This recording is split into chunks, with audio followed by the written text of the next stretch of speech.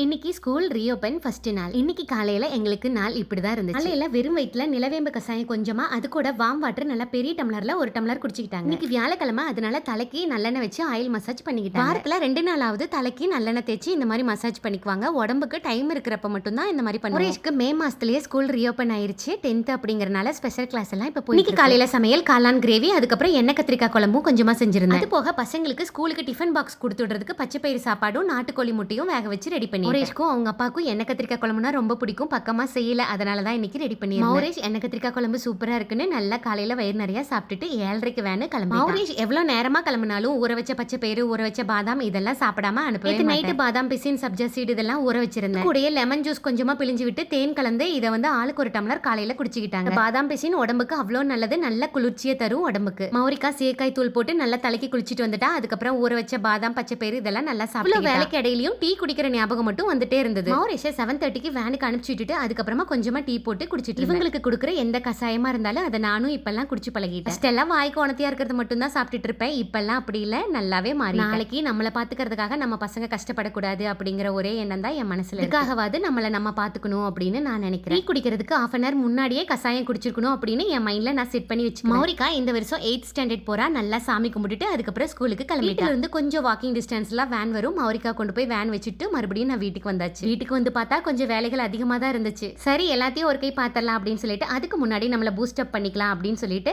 இந்த பாதாம் பிசின் சப்ஜா சீடு வந்து ஊற வச்சிருந்தேன். அதில் லெமன் இஞ்சி எல்லாம் தட்டி போட்டு அதையும் நான் கொஞ்சம் குடிச்சிக்கிட்டேன். போக ஊற வச்ச பாதாம் பச்சை பயிறு எல்லாமே இப்பெல்லாம் எனக்கும் சேர்த்து ஊற வச்சிருவேன். அதுவும் கொஞ்சம் கொஞ்சம் சாப்பிட்டுக்கிட்டேன். 40 வயசு ஆக போது. இனிமேல் புரோட்டீன் சத்தெல்லாம் இல்லை அப்படின்னா எந்த வேலையும் செய்ய முடியாது. சமைக்கிறதுக்கு யூஸ் பண்ண இரும்பு சட்டி, மண் சட்டி, பீங்கான் பாத்திரம், கண்ணாடி டம்ளர்ஸ் இது எல்லாத்தையும் கழுவி கமுத்தியாச்சு. பாத்திரம் கூடயே பிடிக்கல, அவ்வளோ பாத்திரங்கள் சேர்ந்துருச்சு. பாத்திரம் கழுவி முடிச்ச கையோடய டெய்லியும் சிங்க் தொட்டியை நல்லா கிளீன் பண்ணி விட்டு டெய்லியும் கைக்கு இந்த மாதிரி சிங்க் தொட்டி கழுவி விட்டுட்டே இருந்தேன்னா அழுக்கே அதுல சேராது. நம்மளுக்கும் கழுவி விடுறதுக்கு ஈஸியா இருக்கும். ஸ்பின் மரம் அதெல்லாம் அப்பப்போ கழுவி நல்லா வெயில வச்சு பாத்திரம் கழுவி முடிச்சதுக்கு அப்புறமா அந்த நாரை நல்லா வாஷ் பண்ணிட்டு அந்த சோப்பையும் லைட்டா தண்ணி ஊற்றி வாஷ் பண்ணி நல்லா ஜன்னல் கிட்ட வச்சிருவேன். நல்லா ட்ரை ஆயிடும். டெய்லியும் சமைச்சு முடிச்சதுக்கு அப்புறமா அடுப்புக்கு பின்னாடி இருக்கிற அந்த டைல்ஸ், அதுக்கப்புறம் செல்ஃப் இது எல்லாமே நல்லா கிளீன் பண்ணி விட்டுருவேன். இதையும் டெய்லியும் கைக்கு பண்றதுனால எனக்கு ரொம்ப ஈஸியா இருக்கிற மாதிரி இருக்கும். கொஞ்சமா டெட்டால் ஊற்றி வீட்டையும் நல்லா ஃபுல்லா மாப் போட்டு விட்டு முடிஞ்ச வரைக்கும் டெய்லியுமே பாத்ரூமை நல்லா கிளீன் பண்ணி விட்டுருவேன். நிறைய அழுக்க சேர்த்து வச்சுட்டு 2-3 நாளைக்கு ஒரு கால்லாம் பாத்ரூம் கழுவுறது. நம்மளுக்கு எந்த வேலையா இருந்தாலும் நேக்கா இருக்கணும். டெய்லியும் கூட அதுக்காக பண்ணிடுவேன். இந்த ஒரே முட்டா டீப் கிளீன் பண்றதுனால என்னால ரொம்ப நேரம் கிளீன் பண்ணிட்டே இருக்க முடியாது. அது ரொம்ப பெரிய வேலையா நினைப்பேன். வீட்டையும் அதே மாதிரி தான் 2 நாளைக்கு ஒருக்கா மாப் போட்டு விட்டுருவேன். ரொம்ப அழுக்கு சேர்றதுக்கெல்லாம் விட மாட்டேன். மேக்ஸிமம் எங்க வீட்ல மாப் போடுறது குட்டீஸுங்க இவங்க 2 பேரா தான் இருக்கும். ரொம்ப டைம் பத்தல அப்படிங்கிறப்பதான் நான் மாப் போடுவேன். இன்னைக்கு தண்ணி முறை இல்ல, அதனால தோட்டத்துக்கும் போகல. இதே வேலைங்கள 9 மணிக்கு முடிச்சுட்டு பஸ் பிடிச்சிருவேன். இன்னைக்கு 10:37 ஆயிருச்சு.